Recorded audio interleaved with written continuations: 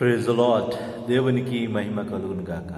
Vision QT fellowship YouTube channel వీక్షకులందరికీ యేసుక్రీస్తు నామములో వందనాలు తెలియజేస్తున్నాను. మీరందరూ బాగున్నారు కదా? ఈరోజు ధ్యాన సమయ కార్యక్రమానికి మిమ్మల్ని అందరినీ ప్రేమతో ఆహ్వానిస్తున్నాను. ప్రియమైన వాళ్ళారా, మనము ద్వితీయోపదేశ కాండం నుంచి ధ్యానం చేసుకుంటున్నాం.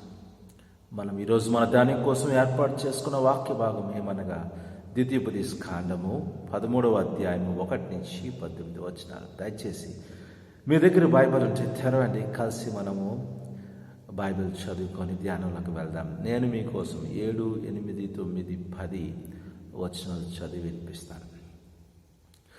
భూమి యొక్క ఈ కొన మొదలుకొని ఆ కొన వరకు నీకు సమీపంగా నుండినను నీకు దూరంగా నుండినను నీ చుట్టూ నుండి జనముల దేవతల్లో నీవును నీ పితరులను ఎరగని ఇతర దేవతలను పూజింతమరమ్మని రహస్యంగా నేను ప్రేరేపించినలా వారి మాటకు సమ్మతింపకూడదు, వారి మాట వినకూడదు, వారిని కటాక్షింపకూడదు, వారి యందు జాలి పడకూడదు, వారిని మాటుపరచకూడదు. అవశ్యంగా వారిని చంపవలను. చంపుటకు నీ జనులందరికీ ముందుగాను నీ చెయ్యదుట వారి మీద పడవలను.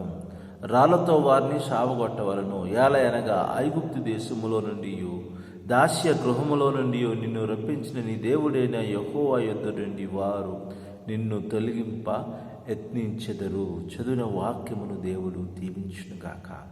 చదివిన వాక్యమును బట్టి మనం ఏర్పాటు చేసుకున్న అంశం ఏమనగా శోధించే వారిని చంపివేయండి.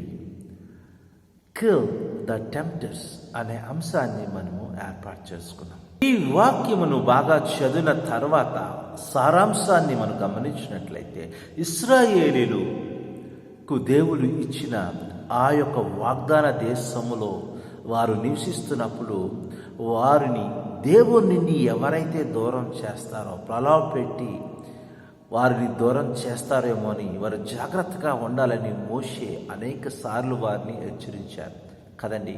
విషయాన్ని మనం గమనించాలి. ఎవరైనా ఇతర దేవుళ్ళకు బలి ఇవ్వమని కానీ, వాటిని పూజించమని కానీ, వారిని ఒప్పింప చేయడానికి దేవునికి విరుద్ధంగా వారిని జీవించాలని ప్రేరేపించినప్పుడు వారిని చంపివేయాలి అనే విషయాన్ని, చాలా కఠినమైన విషయాన్ని దేవుడు వారికి బోధించాడు కదండి. ఈరోజు విషయాన్ని మనం ఆలోచించాలి. శోధించేవారు, వారు సోదరుడు కావచ్చు లేదా కుటుంబ సభ్యులు కావచ్చు, ఎవరైనా కానీ వారు చంపబడాలి. అలాంటి మనుషులను అనుసరించడం అంటే ఇశ్రాయేలీయులను ఐగుప్తు బానిసత్వంలోకి మళ్ళీ నడిపించడము మరియు బానిసత్వం నుండి విడిపించిన దేవుని యొక్క కృపకు ద్రోహం చేయటము అనే విషయాన్ని ఇక్కడ మనం గమనించగలుగుతాం. కనుక వారు చంపబడాలి అనే విషయాన్ని ఈ వాక్య భాగం చదివినప్పుడు సారాంశంగా మనం చూడగలుగుతాం. ఈ వాక్య భాగమును మనం లోతుగా ధ్యానం చేసినప్పుడు దేవుడు మనకు నేర్పే పాఠమును గ్రహించడానికి వీలు కలుగుతుంది. 1 నుంచి 18 వచనాలు.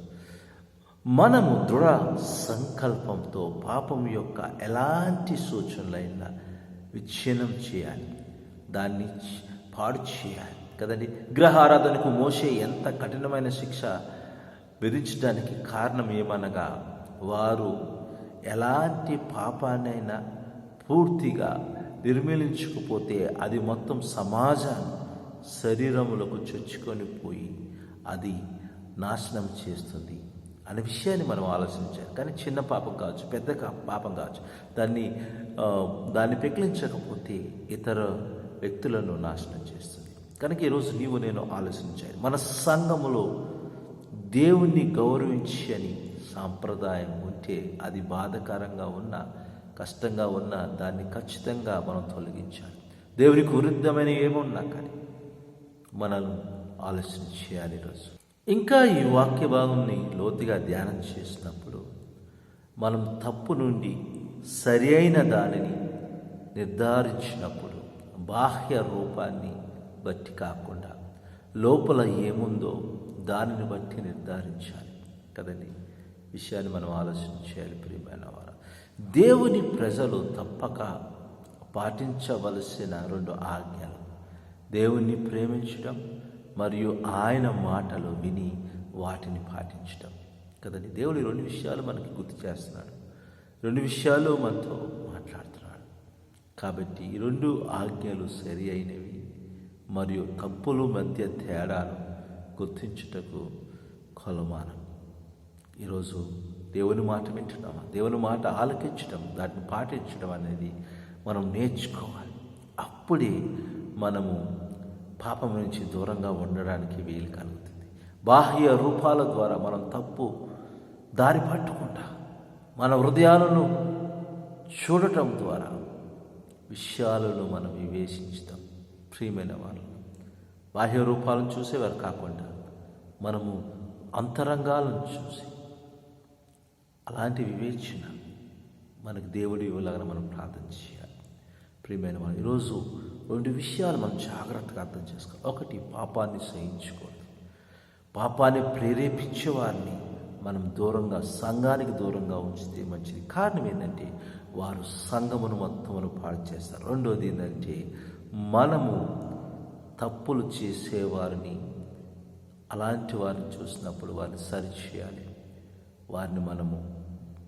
వారిని వాక్యం ద్వారా హెచ్చరించడం మనం చేయాలి. ప్రియమైన వాళ్ళ ఈ విషయాన్ని మనం ఆలోచన చేద్దాం. మనం జాగ్రత్తగా పరీక్ష చేసుకుందాం.